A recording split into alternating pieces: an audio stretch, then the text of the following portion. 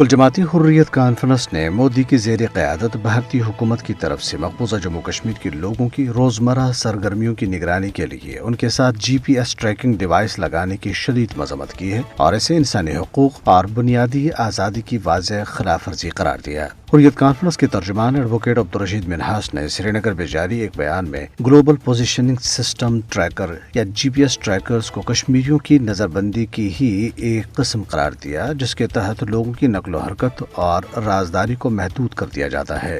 یہ عمل قابل ذکر ہے کہ انسانی حقوق کی تنظیموں نے اس عمل کو ورچوئل امپرزنمنٹ یا واقعاتی حراست قرار دے رکھا ہے۔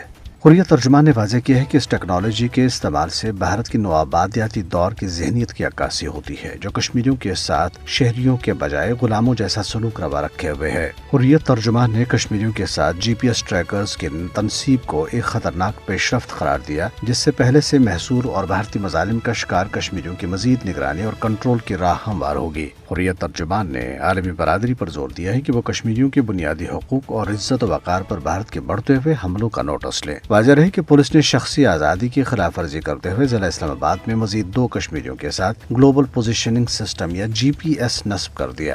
2 روز قبل پولیس نے ضلع بارہمولہ میں عدالت سے ضمانت پر رہائی پانے والے ایک کشمیری کے ساتھ یہ سسٹم لگا دیا تھا، جبکہ سری نگر کے رہائشی 65 سالہ غلام محمد بٹ، جو مرحوم قائد سید علی گیلانی کے وکیل بھی تھے، کے ساتھ بھی نومبر 2023 میں جی پی ایس سسٹم لگایا تھا۔ دریاسنا بھارتی فوج اور پیراملٹری اہلکاروں نے ضلع پونچھ کے علاقے بفلیاز میں بڑے پیمانے پر محاصرے اور تلاشی کی کارروائی شروع کی۔ یہ کارروائی علاقے میں ایک حملے کے بعد شروع کی گئی۔ دوسری طرف کشمیریوں نے شدید گرمی میں بجلی اور پانی جیسی بنیادی سہولیات کی فراہمی میں بھارتی قابض انتظامیہ کی ناکامی کے خلاف جموں شہر میں احتجاجی مظاہرہ کیا۔ راجوری کے علاقے نوشہرہ ٹاؤن میں لوگوں نے محکمہ بجلی کے حکام اور مقامی لوگوں کے درمیان جھڑپ کے بعد پورے قصبے کی بجلی بند کرنے کے خلاف احتجاجی مظاہرہ کیا۔ نیشنل کانفرنس کے صدر فاروق عبداللہ نے ایک میڈیا انٹرویو میں کہا ہے کہ جنوبی ایشیا کے خطے میں پائیدار امن کا واحد راستہ مذاکرات ہیں۔ انہوں نے زور دے کر کہا ہے کہ جموں کشمیر میں امن کا دار و مدار بھارت پر ہے کہ وہ مذاکرات کے لیے سازگار ماحول قائم کرے۔